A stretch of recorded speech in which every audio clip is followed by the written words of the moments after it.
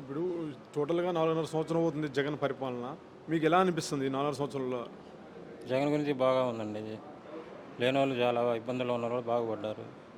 అమ్మఒడి కానీ, రైతు భరోసా కానీ అన్నీ బాగున్నాయి. జనాల్లో మంచి స్పందన ఉంది. నెక్స్ట్ కూడా మళ్ళీ జగనే వస్తాడు. మరి ఇలా ఎందుకు జనాలకి డబ్బులు ఇవ్వటం, ఈ పథకాలు ఇవన్నీ మరి రాష్ట్రం అప్పులు గొప్పగా మారిపోతుందని చెప్పేసి అన్నారు చంద్రబాబు నాయుడు. అప్పులు అంతకుముందు కూడా ఉన్నాయి కదా, అంతకుముందు తక్కువే ఇప్పుడు ఇంకా. అంతకుముందు ఏంటంటే మంత్రులు ఎమ్మెల్యేలు ఎత్తున ఇచ్చేవాళ్ళు. ఇప్పుడు అవన్నీ లేకుండా జనాలకే పెడుతున్నాడు జగన్మోహన్ రెడ్డి గారు. జనానికి ఏ ఇబ్బంది లేకుండా చూస్తున్నాడు.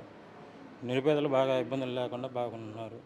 మరి ఒకవేళ రేపు నేను వస్తే ఇంకా ఇంతకంటే ఎక్కువ పథకాలు ఇస్తాను కూడా అంటున్నాడు. జగన్ కంటే ఎక్కువ పథకాలు కూడా. మరి ఇప్పుడు అయితేనేమో అప్పులు గొప్ప అంటున్నాడు. మరి ఇంకా ఎక్కువ పథకాలు అయితే ఇస్తానంటున్నాడు. మరి మీరు ఎలా? ఇంకా అప్పులు ఇంకా ఎక్కువ కట్టేసి ఇవ్వగలడు. ఇప్పుడే ఆయన అన్నారు కదా అప్పులని, ఇంకా అప్పులు చేయటమే కదా అప్పుడు. ఆ, చంద్రబాబు నాయుడు ఎట్టి పరిస్థితుల్లో వచ్చే పరిస్థితి ఉండదు. జగనే వస్తాడు మళ్ళీ. జనాలు మంచి స్పందన ఉంది. ప్రతి ఒక్కరికి లేని వాళ్ళకి బాగా ఇబ్బందులు లేకుండా బీసీ ఎస్సీ ఎస్టీలకు బాగుంది. అందరూ ఇబ్బందులు లేకుండా ఉన్నారు. పరిపాలన బాగుంది జగన్మోహన్ రెడ్డి గారిది. మళ్ళీ నెక్స్ట్ కూడా జగన్ వస్తాడు. కానీ ఇక్కడ తెలుగుదేశం జనసేన రెండు కలిసి పొత్తు మీద ఉన్నాయి కదండి. మరి ఎలా సాధ్యం అవుతుంది? జగన్మోహన్ రెడ్డి గెలుస్తారా? జగన్మోహన్ రెడ్డి కంపల్సరీ గెలుస్తామండి. ఎందుకంటే జనసేనకి ఏం లేదు కదా.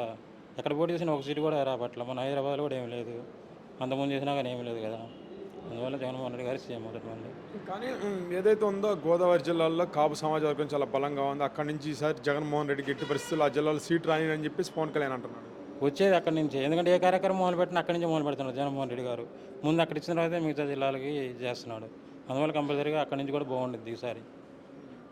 టోటల్గా ఇప్పుడు ఓవరాల్గా చూసినట్లయితే మీరు ఇప్పుడు గతంలో జనభూమి కమిటీలోనే ఇప్పుడు జగన్ వచ్చినాక వాలంటీర్ వ్యవస్థ తీసుకొచ్చారు. ఈ రెండింటిలో మీకు ఏది నచ్చింది? వాలంటీర్ వ్యవస్థ బాగుందండి. ప్రతి ఒక్కరికి లేని వాళ్ళు కూడా, ముసలి వాళ్ళు ముతక వాళ్ళు కూడా ఆఫీసుల చుట్టూ తిరగకుండా డైరెక్ట్గా వాళ్ళ ఇంటికే తీసుకెళ్ళి ప్రతి ఒక్కరికి అందజేస్తున్నారు.